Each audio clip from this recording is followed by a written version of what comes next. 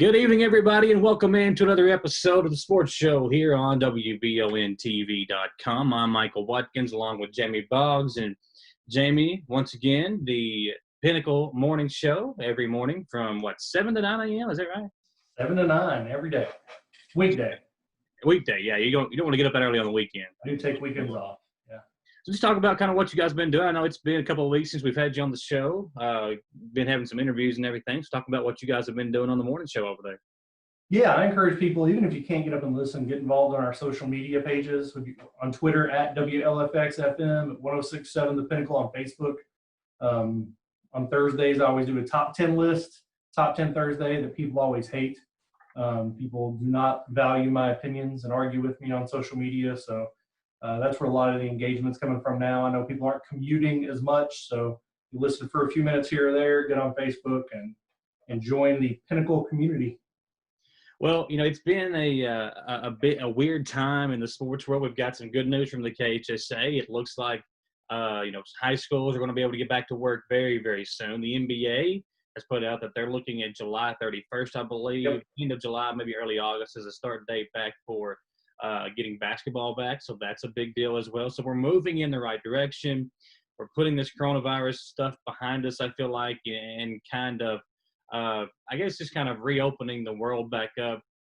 And with that has kind of come some negative stuff. Obviously know what's going on in the world right now. Racism has kind of taken over the news aspect of the world over the coronavirus, which has been, I think, kind of just forgotten about. You don't hear anything about coronavirus anymore. It's all about racism and the riots and the protests that are going on. And it's a strange time that we're living in because 2020, you look at everything that has gone on this year, it's like each month brings a new challenge for us to kind of get over. I remember when you and I were on the air doing the All-A Classic and Kobe Bryant passed away, and we were literally while we were on. This is going to be crazy. That's like the 10th level story of 2020, and we're just hitting June. Like, that's huge. It's a weird time. And you and I were talking before we came on the air. So you grew up in Harlan County. I grew up in Breathitt County. And Eastern Kentucky is not known for having a lot of, people of color. There's just not a lot of people of color in Eastern Kentucky.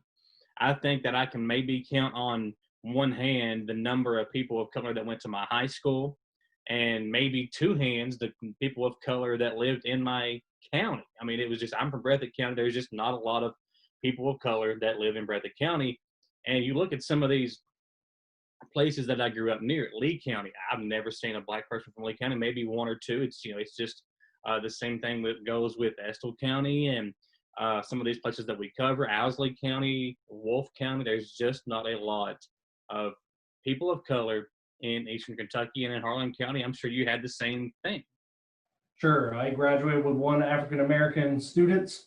I think there were 5 in my entire high school, and it just wasn't something I was exposed to. Thankfully, I was able to go to Berea College, one of the most diverse colleges around, get a lot of experiences of people from different backgrounds and places. And you just hate to see, like you mentioned that 2020 is crazy. It's 2020, Michael, and we're still dealing with these issues that I don't know if they've always existed, but it seems like they're not only are they not going away, I feel like they're not getting much better. It's just so hard to watch. Yeah, and growing up where I did, I never really thought about it.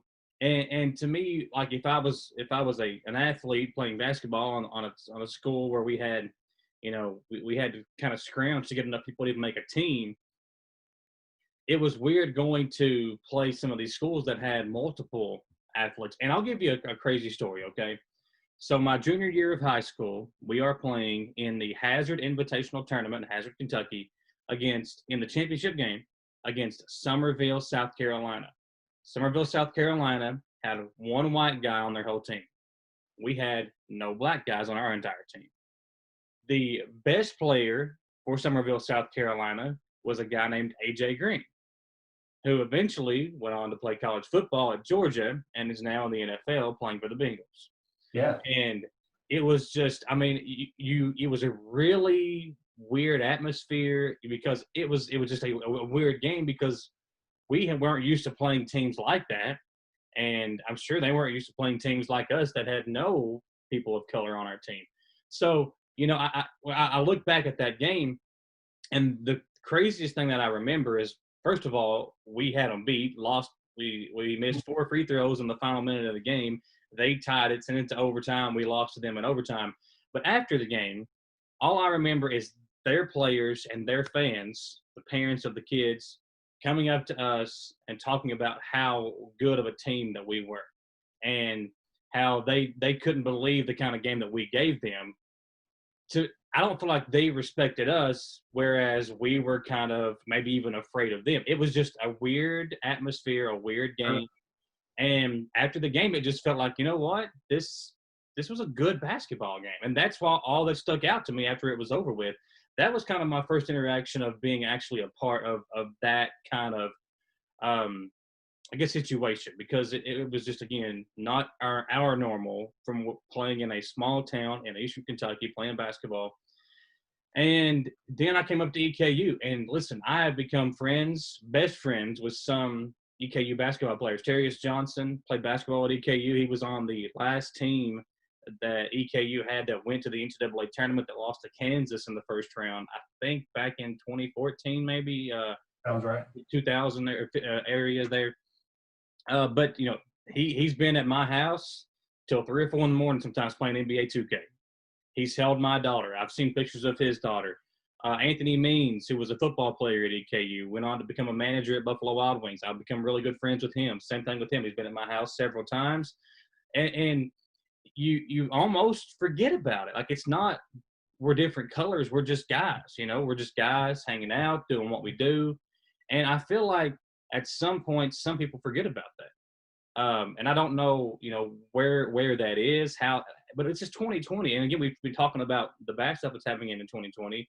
And some of the backstory that's come from the issue that started all this is, the 2 guys, George Floyd, who passed away, obviously, and the police officer had a long history.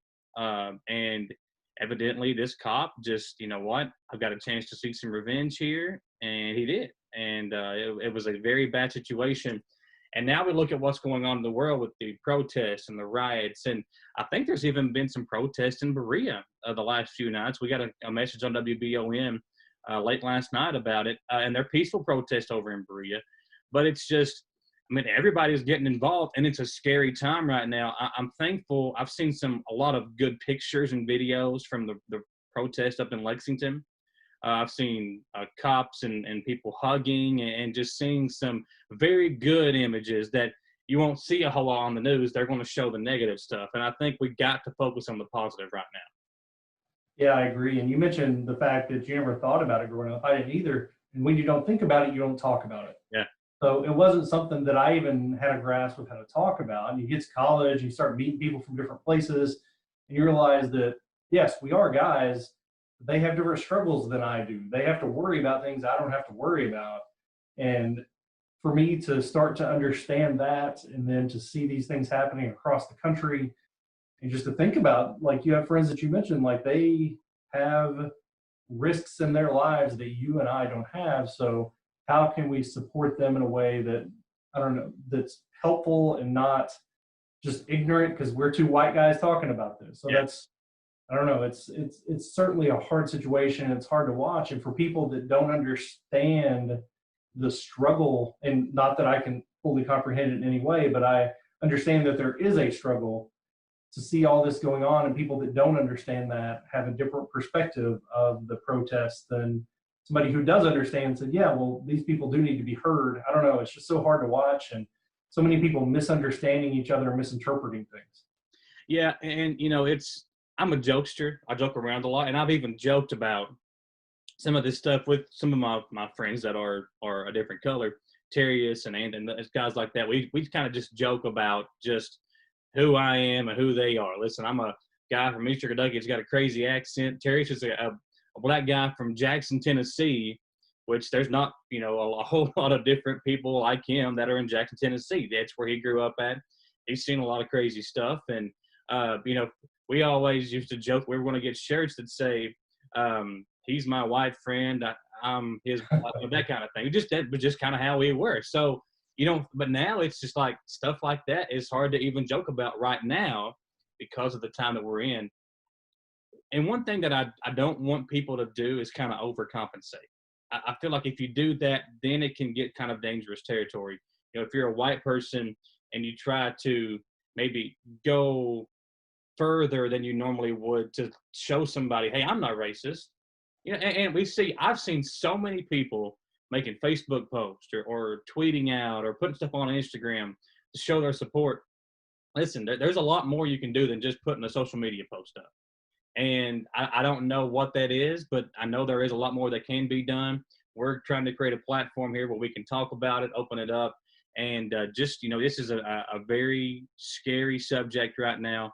And I'm hoping that this brings to light some of the issues and that those can be corrected. I don't know how to correct them. I'm not even going to try to make an assumption on how to correct them, but there is stuff that can be done, and we hope it gets done very soon because we want everybody, man, women, black, white, Asian, whatever kind of, nationality you are, whatever sex that you are. We want everybody to have the same rights and same equality and not have to kind of be judged on a different scale. So. Yeah, you're right. And this is tough. We're not close to a lot of the violence happening right now. And I mean, I'm thankful that that's not something that's in my community, but to make change, I guess there has to be growing pain. So I think you just have to be hopeful that some change will happen soon that will not fix the issue. This isn't going to go away, but just make some progress toward eliminating some of these awful things that keep happening.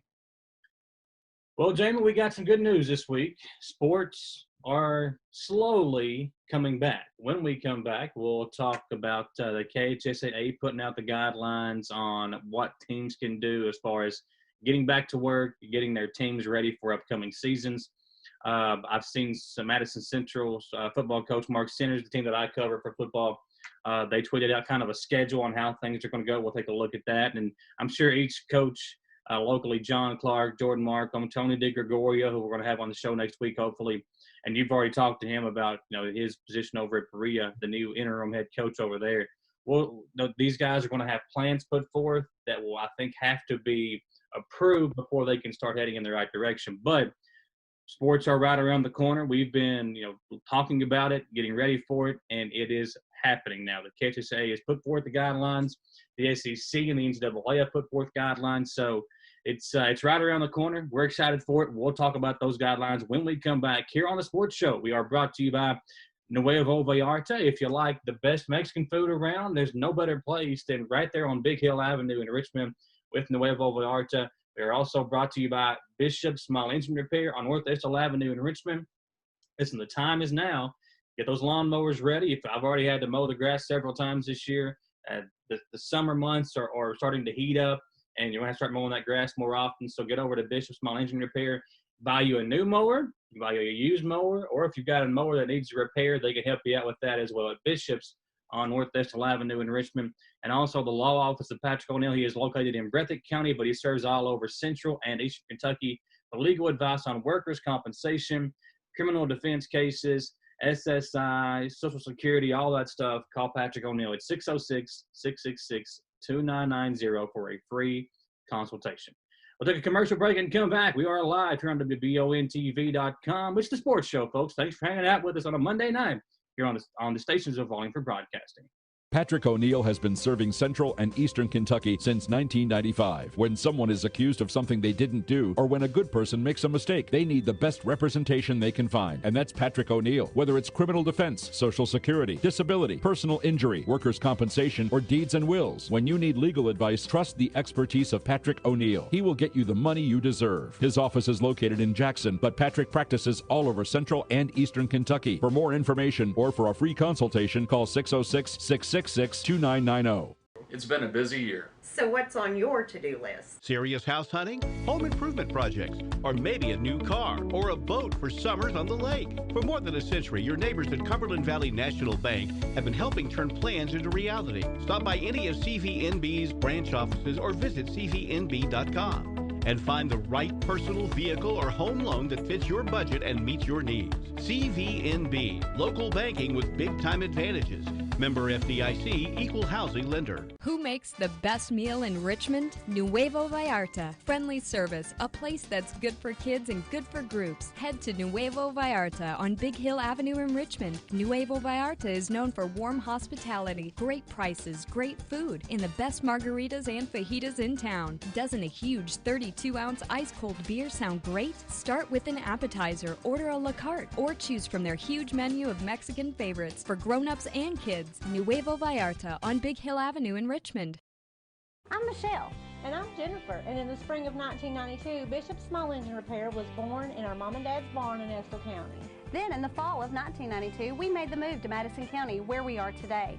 With the support of our family, customers, and community, we have continued to grow in the outdoor power industry. With a full line of products from Cupcadet, Grasshopper, Echo, and Shindawa, we can help you tackle your yard so you can enjoy it with your family. Bishop Small Engine Repair, where our focus is our customer. Stop on in, 119 North Estill Avenue in Richmond. We can't wait to see you. We are back here on WBONTV.com, the sports show. Glad to have you tuned in. The KHSAA has put forth guidelines for schools to get back to work with their student athletes, and coaches allowed to get back to work with their student athletes as well. And the background for this is foundation principles put forth by the KHSAA that are effective as of today. This document is intended to provide guidance for KHSAA member schools and affiliated member schools to consider with their stakeholders in designing return to activity protocols in accordance with state and county restrictions. It allows for a coordinated reopening following the initial stay-at-home orders and may also be used in conditions dictate the need for increased restrictions in the future. So each sport-specific list of allowances within the 4 segments defined thus far by the governor are listed below, and we'll take a look at some of those. It's going to allow schools again to get back to work.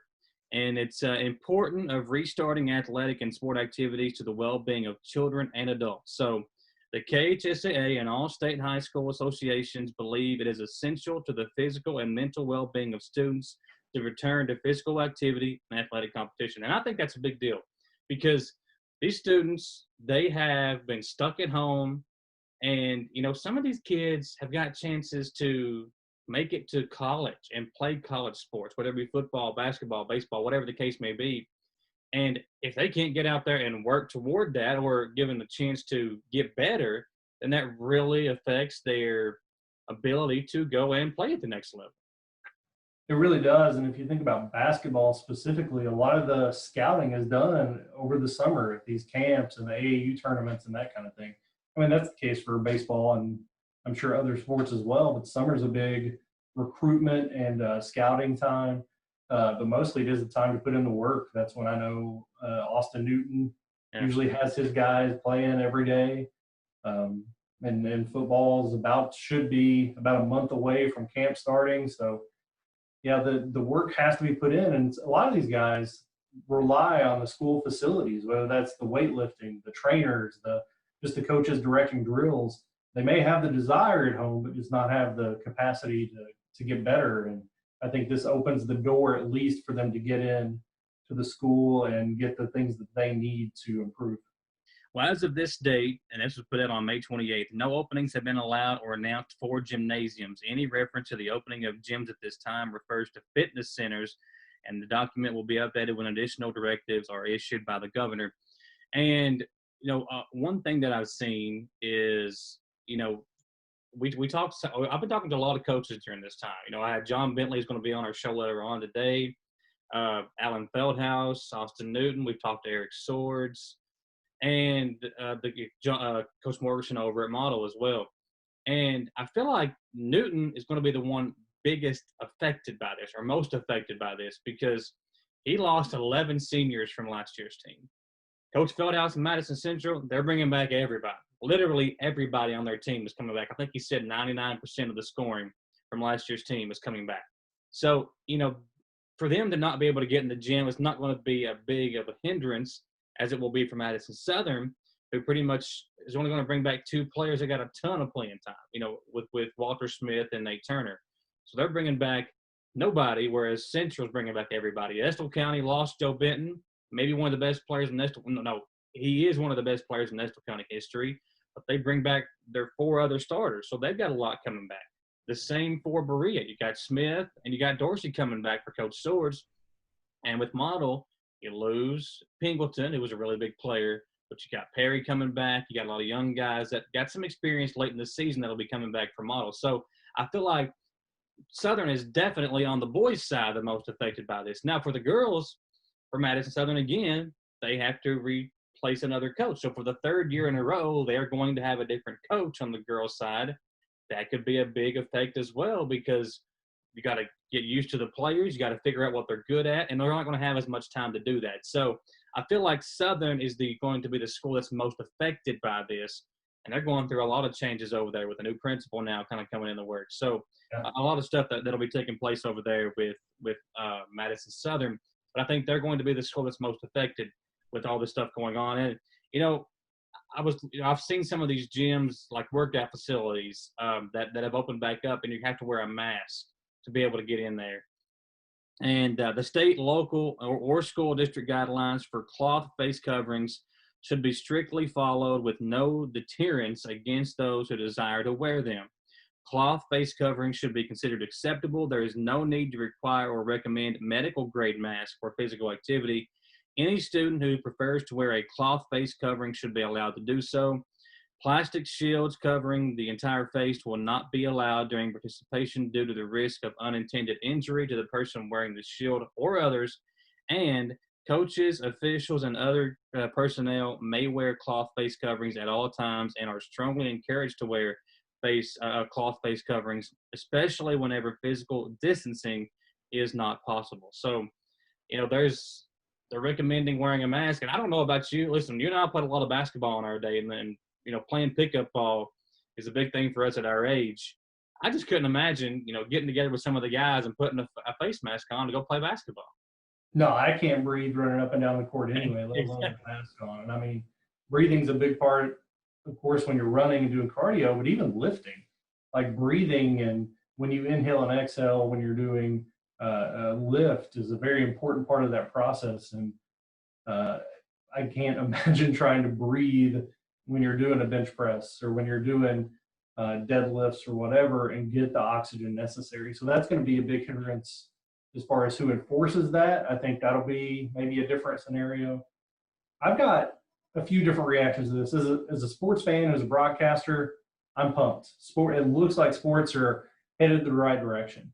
As a coach of middle school baseball, I saw the guidelines in place, less for baseball, but more for, like, what are you going to do with kids?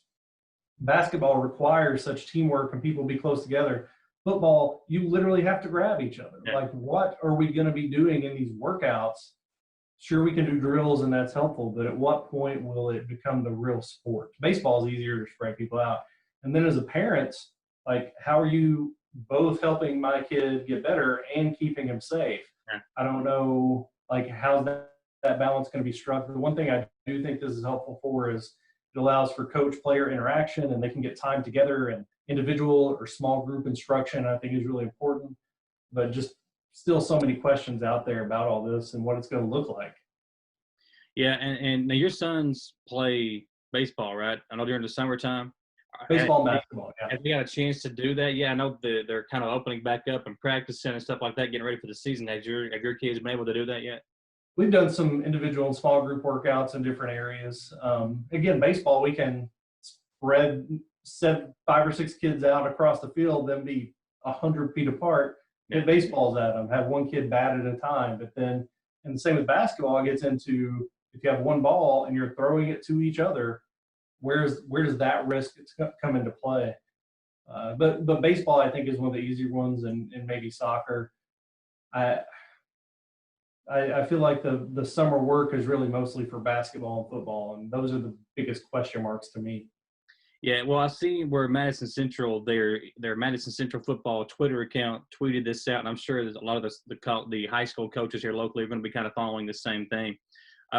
So as of today and tomorrow, they're going to have coaches meetings and begin calling and texting players. This is the plan for the week for Madison Central football.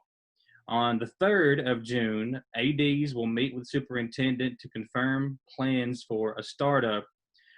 For the 4th and 5th of June, if approved, players' meetings begin in pods of 10. Info will be coming out about June parent meeting at a later date. So I'm sure, each school will have their own plans for this week as they get ready for the rest of this month and the future to get ready for next season. And it might look a lot like this as they have to, again, everything has to be approved as you move forward with your own specific team's plan. So it's a strange time. And listen, I am very glad that I'm not a coach right now because it was very stressful to kind of go through all this. And, and coaches, I feel like they're underpaid anyway because of some of the stuff they have to put up with. But to have to do all this extra stuff right now, you're definitely not getting what you might deserve with everything else that's going on. And then the liability, both legally and just personally, of if I bring these kids together and 3 or 4 of them get sick, how am I going to feel about that? How much is that as my responsibility? How much of it is the schools? It's really stressful in the planning, the concern, the execution of it all. Well, here's the thing. I mean, you can control them while they're with you, but it's going to say that, once some of these seniors or juniors that can drive aren't going into Kroger and catching the coronavirus, or, they're getting together at Jigwater in Richmond and catching. I mean, there's just, you can control them while they're with you, and you can tell them, hey, guys, we've got to do this to stay safe. But listen, these are kids, and kids are going to be kids. I couldn't imagine being a kid right now and not being able to do what I'm normally used to doing. Because, when you get in high school at a certain age, you get in a routine. And the same with these coaches. Normally, they're already doing a certain thing they're used to doing. They can't do that right now. It's, again, just a very strange time to be a coach and a player. And we're excited, as you said, because we are gearing up to get ready for the season. But there's so many questions. I don't even know where to go, where to begin. I mean, and Julian Tackett is doing a great job, the commissioner of the KHSAA, of putting forth all these guidelines and making sure everybody stays safe. But I don't know how you can fix all this. We'll just snap of the finger and with just one set forth of guidelines. There may have to be additional stuff that comes forth after we get used to, or after we get back to work. One great decision I think that Tackett made was eliminating the dead period that usually exists in June and July, and that way we're not starting, stopping, and starting is the way Tackett put it. But just to give those teams that extra time, because if you're working in smaller groups, like the limit's 10, 11 players play football on the field at the same time. Like that extra time, I think is going to help. It's certainly not going to mitigate all the time lost, but it's going to be helpful. And I think that was a really good call. Well, will there be penalties for schools that don't enforce this? I haven't seen that, but I mean, if somebody reports that, one of these schools has had 11 players together, or they're not wearing their mask, or they're doing more than they're supposed to be doing, will there be penalties set forth by that? I don't know. I've never seen anything like that. I don't think I've seen the KHSAA penalize a school before. So I don't know if that would be something that could come up. Again, there's just so many rules. I don't know how you can follow all of them. I mean, there's just so many guidelines. I don't know how you can follow everything to a T and be perfect. Yeah, I think it's almost impossible because you're going to forget about stuff. You're going to be focused on, okay, we got to get the masks, or okay, we've got to be this far apart, or okay, we've got to sanitize everything. And to try to wrap your mind around all of it just seems, I don't know, it's crazy. And then you're going to have some principals who are going to be more strict and say, no, we're not getting together yet, or no, you're not using these rooms. And some principals that are like, yeah, go get better. Bring other people in, we'll hide you. So what's that going to do to the competitive balance of families with different expectations, schools, and facilities? Like there's going to be such a wide variety of how this is implemented, I think. Well, Jamie, we'll take another commercial break. When we come back, AEW Hamilton got some good news last week as his top sophomore, who will be a junior, Jomaru Brown, is coming back to play basketball for the Colonels. We'll talk to him about Jomaru, who will also join us on the show, and we'll ask him about that big recruiting class they got in. And I saw over the weekend where Coach Hamilton received an honor. He was named to the Hargrave Military Academy 2010s team, where he was the coach. It might have been 2000s. It might have been the 2000s, but he was the coach. They kind of did like their all-decade team. Coach Hamilton was the coach. And so listen to some of these players. He had Terry Rozier, Montrezl Harrell, P.J. Hairston, who all had time in the NBA, and Braxton Beverly, who has been the point guard of North Carolina State for the last 3 years. So we'll talk to him about that and all this cool stuff with Coach Hamilton. We also have John Bentley on the show, the head coach over at Estill County, who's had some really good players come through that system. He lost Caleb Bonnie a couple of years ago after they won the regional championship. Now, no Joe Benton on his roster, so we'll talk to him about that kind of change and what Joe Benton has meant to his program. All that coming up. I want to say thanks to our great sponsors, Bishop Small Engine Repair. Also, Cumberland Valley National Bank today is sponsoring us. The law office of Patrick O'Neill and Nuevo Vallarta on Big Hill Avenue in Richmond. Thanks to all our great sponsors. We'll come right back with Coach Hamilton and Jomaru Brown on the Sports Show live here on WBONTV.com. Patrick O'Neill has been serving Central and Eastern Kentucky since 1995. When someone is accused of something they didn't do, or when a good person makes a mistake, they need the best representation they can find. And that's Patrick O'Neill. Whether it's criminal defense, Social Security, disability, personal injury, workers' compensation, or deeds and wills, when you need legal advice, trust the expertise of Patrick O'Neill. He will get you the money you deserve. His office is located in Jackson, but Patrick practices all over Central and Eastern Kentucky. For more information or for a free consultation, call 606-666-2990. It's been a busy year. So what's on your to-do list? Serious house hunting, home improvement projects, or maybe a new car or a boat for summers on the lake. For more than a century, your neighbors at Cumberland Valley National Bank have been helping turn plans into reality. Stop by any of CVNB's branch offices or visit cvnb.com and find the right personal vehicle or home loan that fits your budget and meets your needs. CVNB, local banking with big-time advantages.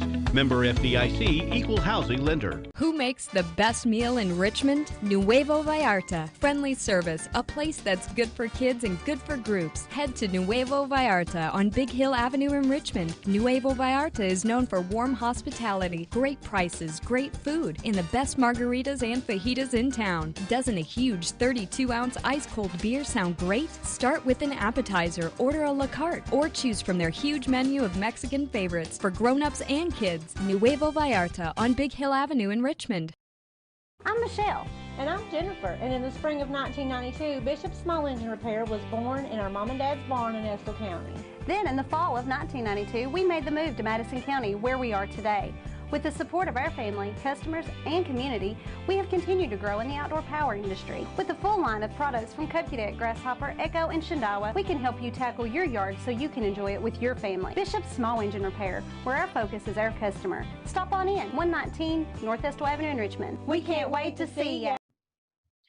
We are here with the head man, the head basketball coach of the EKU Colonels, A.W. Hamilton and Jomaru Brown, who had some big exciting news this past week.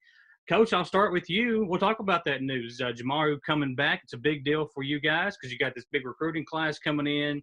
A lot of momentum from last year's team. So to get him coming back and just talk about that and the process that you and him went through to make this decision to come back. No, it's huge for us, Michael. Listen, Jamal Brown, in my mind, is one of the most talented players in the country.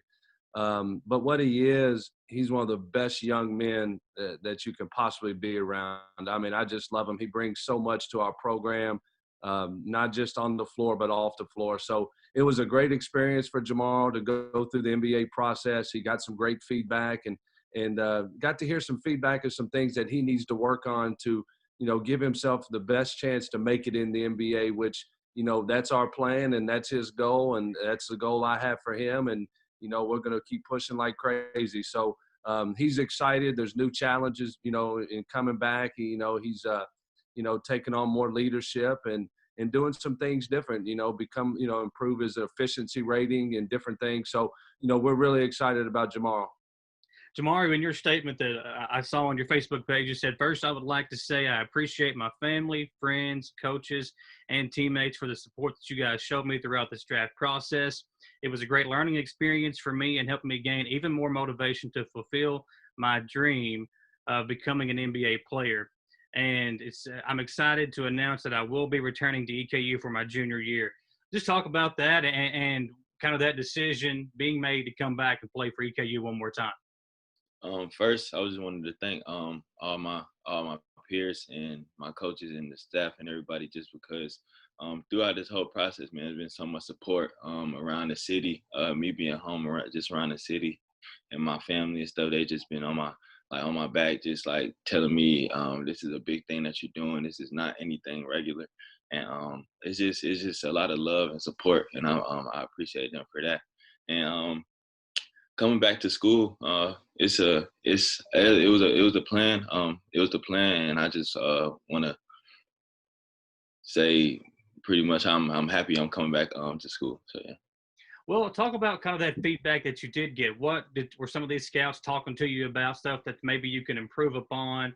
And I mean, obviously, what an amazing sophomore year that you had. But talk about some of the feedback that you got from some of those NBA scouts.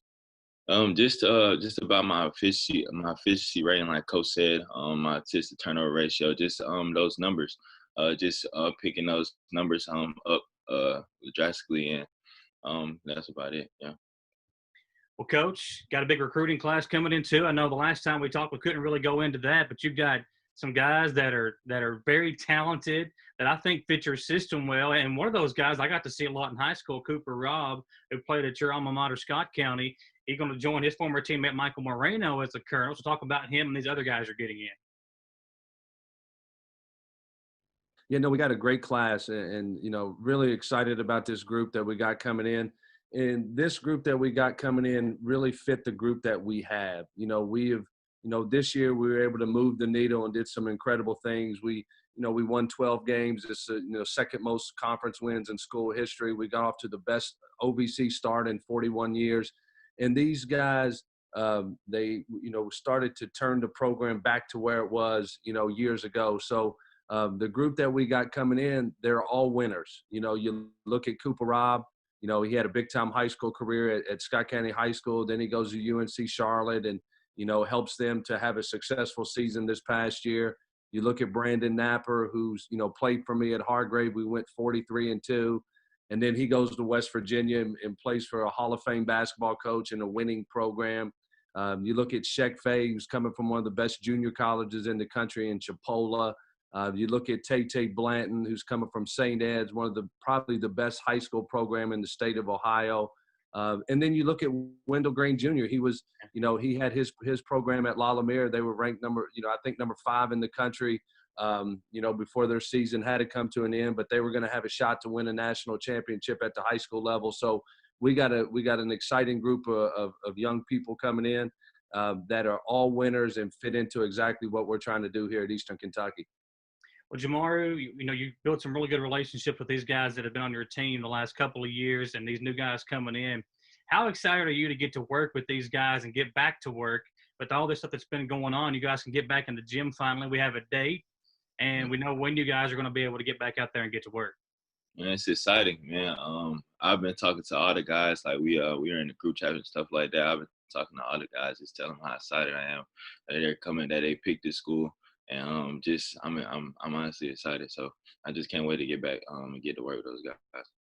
Well, Coach, I saw on Twitter yesterday you got a pretty good honor. The 2010s and on, all-decade Hargrave basketball team with some big names on there. You got Montrezl Harrell, who's playing in the NBA, Terry Rozier, who's playing in the NBA, P.J. Hairston, Braxton Beverly, another guy that I got to see play in high school quite a bit back in the day up here in Eastern Kentucky. And you're the coach of that team. So talk about that honor and some of these guys that you've had the pleasure of getting to coach. Well, that's a heck of a team. Oh, yeah. That's a great starting five right there. But, that was a special place for me and my family. I went to school there, and it helped change me and mold me into a man. And then, I had the opportunity to be back there as a coach for 6 years as a head coach, 5 as an assistant coach. And, it was a great process, and, our motto there was developing the whole person. And that's what we did, on the court, off the court, spiritually, in every aspect. So it's a special place. It was an honor being the coach there. And, I'm proud that, Montrez, what he's doing in the NBA, Terry, Braxton over at NC State is having an incredible career over there. And, you look at PJ, had played in the NBA, and so that's just a special place. There's so many great players that have played for me there and played in that program. It's hard to even name 5 in the all-decade team. But, a really neat thing for Hargrave to do. There's a lot of tradition there. And if you look at, Kevin Keats, who is the, prior to me, he was the decade prior coach of the decade. And then you look at Scott Shepard. So it's a special place. Well, Jomaru, what kind of goals have you and Coach talked about that not only you set for yourself, but for the team going into next season? Having a positive conference play record, and just honestly just winning a OVC championship. Me and the guys and coach and everybody, that's the goal. That's been the goal these past 2 years. And we've been building this program since we got here, day by day, practice by practice, game by game. So we're going in the right direction. I'm just excited to get back to these guys and play.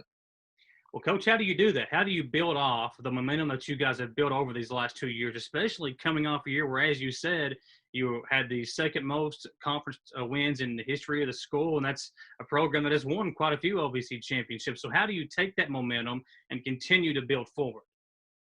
Well, what we got, Michael, we got unbelievable chemistry. You look at our team this past season, these guys, and you hear Jomaru talking about it, they got a group text that they always talk to each other. You can feel how much these guys love each other. They absolutely love each other. So, it's special when you got a group of guys like that. And you look at Jomaru, and I haven't been with him this spring, early summer because, everything that we went through with the pandemic. But, talking to him every day, hearing the passion, how hungry he is, how motivated he is.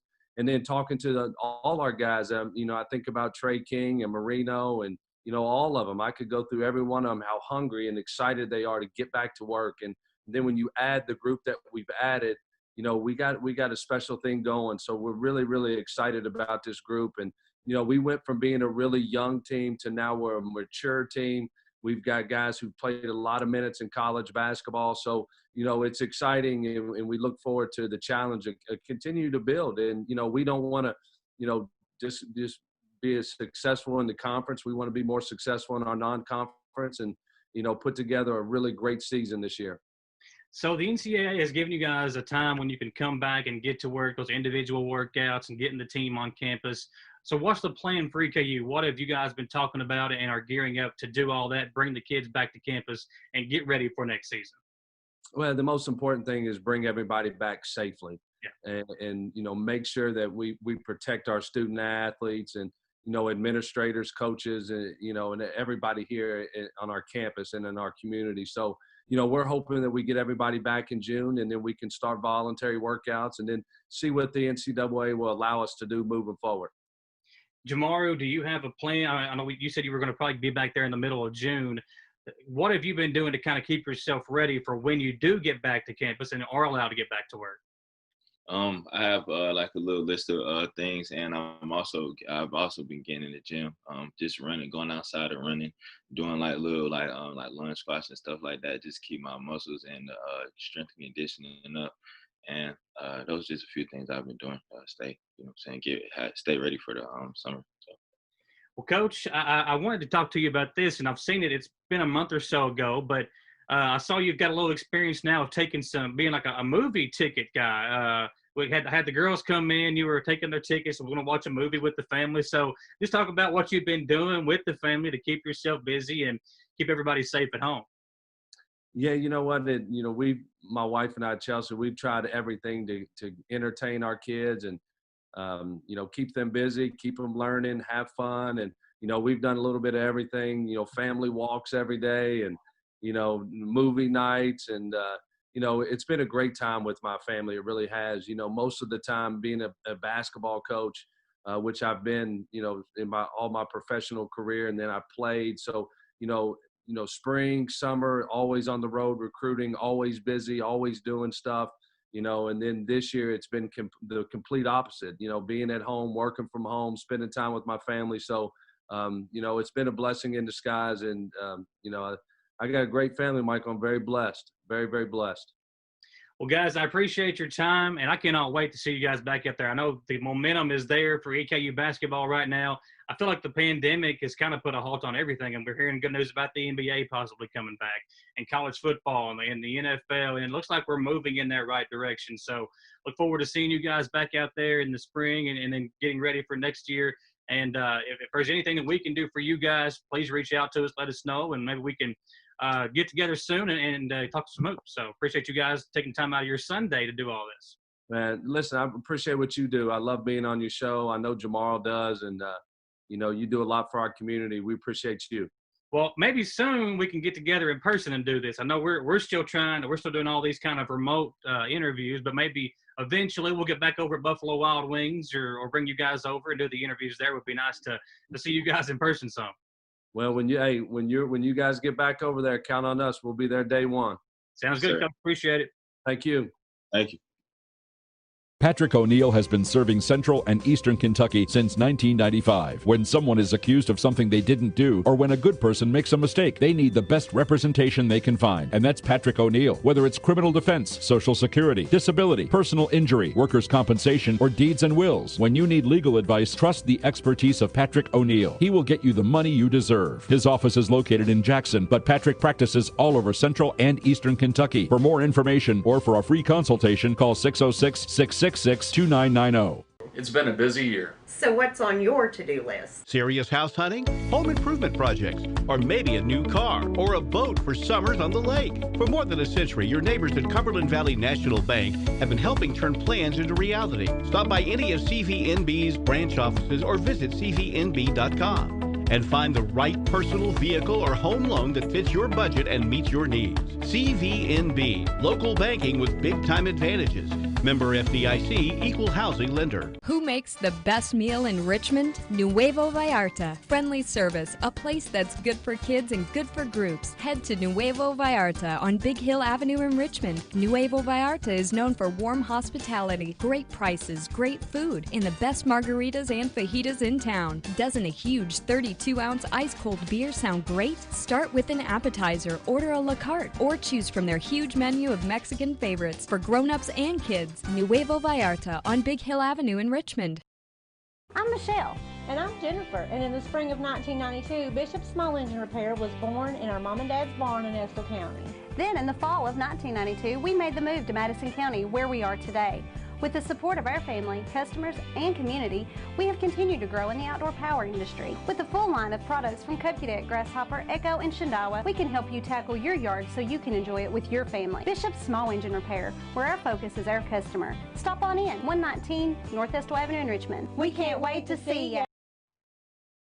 Here with John Bentley, the head coach at Estill County High School and a good personal friend of mine. Coach, I think this might be the longest since you and I have known each other that you and I have gone without seeing each other.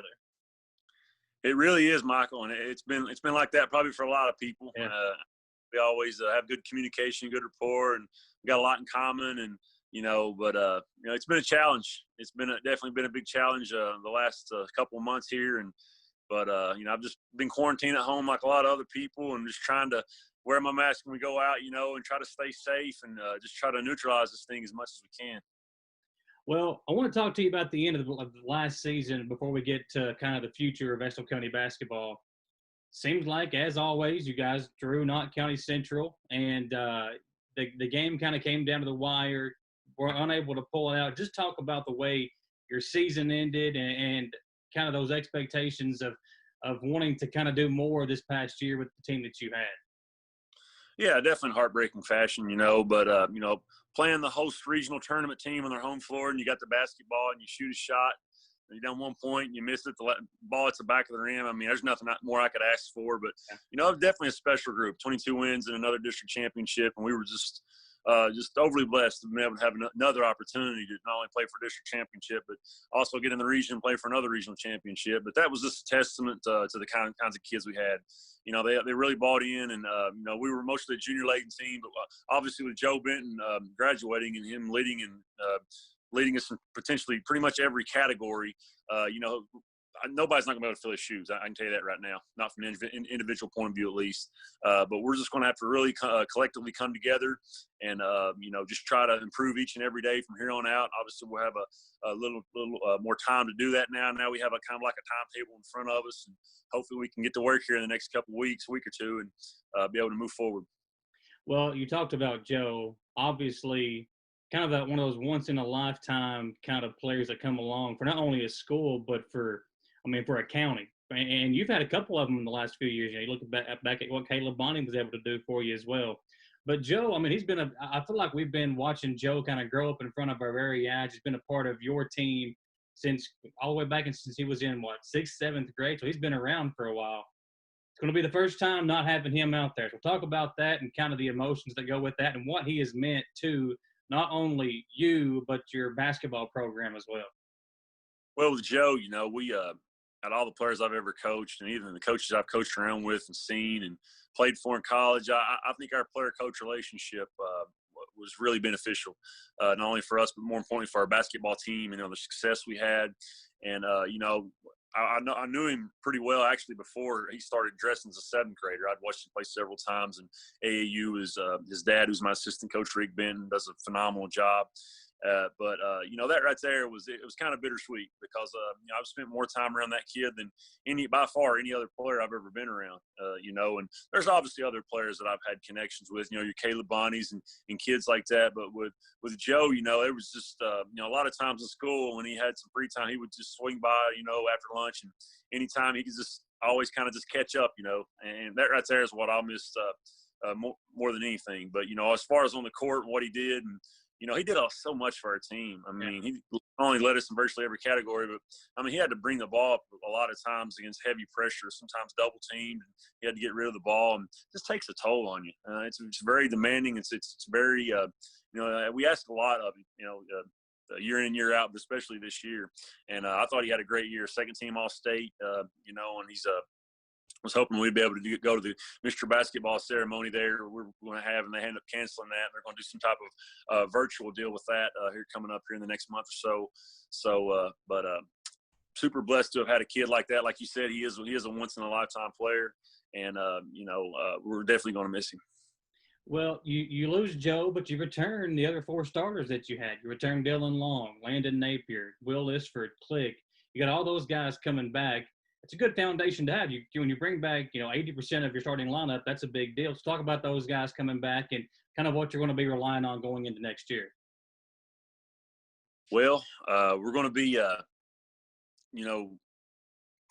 far as that, we'll have experience. We'll have a lot of experience coming back. And, that takes you a long way a lot of times. If you can have those one or two other players with them that, can really put the ball in the hole. But obviously defense and rebounding is one thing that a couple things that we always key on. And that's those are two things I believe that this basketball team will be able to do. And having Landon Napier and, his progression on this year, but going forward, because he really loves the game. He's going to work hard. He's going to, sacrifice and put a lot of time into it, kind of similar to Caleb Bonnie in the past. So, having a kid like that, and if he can stay healthy, and if he can continue to get better and his confidence grows, et cetera, that'll definitely become one of, if not our go-to players, main go-to player. But we really got a nice looking freshman class coming in here. Got some good athletes. We've got good size. We got one or two pretty decent shooters. And I think it's going to be a deep class for Estill County because a lot of times we've had trouble with, just keeping more than a few kids, just having a freshman team for that matter. Yeah. But with this class, I'm tickled to death. The kids that are going to be eighth graders now, they're going to be freshmen. So this is really a year after losing Joe, though, as bad as it was. Really, we're going to have a lot to work with this year. And practices, I think, will be a little more competitive. I think these eighth graders are coming in, they're going to be able to kind of hold their own a lot because of their size and their athleticism. So again, looking forward to those guys here and meeting them here in the next week or so, and getting the ball moving forward with their program from that aspect. You've been quarantined at home like the rest of us. Talk about what you've been doing to kind of keep yourself busy and at home with the wife and the dogs and all that fun stuff. Yeah, well, I've been holding the fort down with the dogs, me and the dogs. Well, JoJo's pretty much been doing most of that, so I kind of just ride the tailcoats of him, but coattail, I should say the coattails of him. But my wife still works. She's kind of somewhat in a routine, but I've just been doing a lot of work around the house. Just a lot of chores, mowing the grass, doing the dishes, all that stuff. Kind of doing the catching up on the honey-do list, trying to stay ahead, but that's never going to be possible. You and I both know that. Oh yeah. We dug up some bushes. We planted some stuff there. Did some landscaping. My lower back kind of paid a price for it, but it was worth it. My wife was happy, so that was what I wanted to do. Was the main thing. But I've been staying in contact with my kids. I've been individually. I've been texting them, just asking how they're doing, checking up on them. I've sent them a workout there, one or two workouts. And but as far as I've been trying to read too on top of just try to read some faith-based books and just try to take some notes. I've been watching some DVDs on some basketball sets and drills and practices, and just trying to stay busy. And it's been very, very challenging. It's been challenging for everybody. But if you don't watch it, man, this cabin fever, you can kind of get to you sometimes, and it can really mess with you. And I think sometimes when people have kids, and they kind of, I know that's a completely whole different ball game and it's on, but at least you're staying busy. At least, I know you're probably, some people want to go say they're going a little crazy sometimes, but I'm telling you, at least you're engaged in something you love, because some people don't have that. They don't have that luxury. And, sometimes their mind may wander and they may, start doing other things, so we got to really be careful because this is a situation nobody has ever been in before in the whole entire world. So it's been a very tough adjustment, I think, for everybody. But, just pray and keep the faith, and I'll always know that be appreciative of the little things. And if you can do that, and try to always just go to people and talk to people, and not having that connection with people like you talked about earlier, and seeing people, because you take such a risk when you go out and, you see somebody, because if you have kids at home, if you have someone who is elderly, because they're definitely a little more at risk, a little more susceptible and vulnerable to this coronavirus. So it's a lot of things that go and entail in this, and you got to be real careful with it. Well, we talked about earlier about our relationship, and one thing that kind of brought our relationship together, or our friendship, was the love of the New England Patriots and Tom Brady. And first of all, I can't wait till we're back together. We can watch New England play some football again.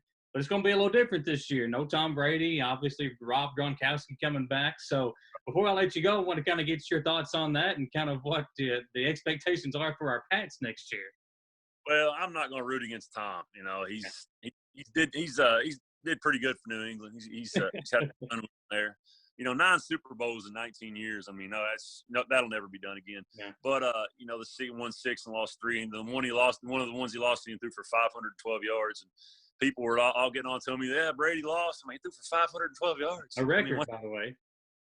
But I'm a New England Patriot through and through. I'll always cheer for him. I've been loyal to him since I was 10 years old, and I'll always be a Patriot when it comes to NFL football.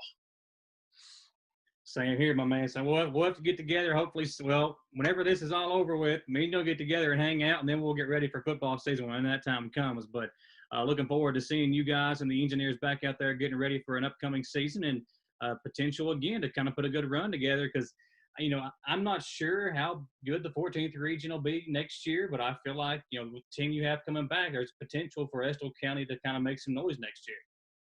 Yeah, with what we have coming back, the experience I alluded to earlier, and the development of one or two of our other players, and at the sophomore level, I definitely feel good about it. I think our district will always be competitive. Lee County has really kind of made a name for themselves. They've got 2 kids that can, man, they score when they get off the bus, man, they're shooting it and they're playing. So, Powell County is going to be a little down, but it does not matter. Every time we play Powell County, it never fails. I mean, the 10 years we played against them, we've blown each other out probably 1 or 2 times, or 2 or 3 times each, if that.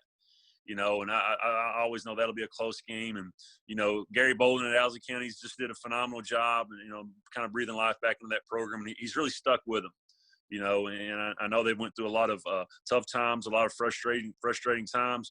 But, man, those kids can play hard and compete. And having Andrew Noe back there next year is going to be big for them. I thought he was the heart and soul for their team this year. But having him back, they'll definitely be a threat as well to win the district and have another chance to be in position to win the district championship for those guys down there in Boonville. Well, Coach, I appreciate your time. It's always good to catch up, my man. Look forward to hopefully sometime soon getting together and having some lunch and talking some sports and just hanging out and catching up, my man. I appreciate your time. Absolutely. I would love that, Michael. Stay in touch, my man. God bless. You too, sir. Appreciate it.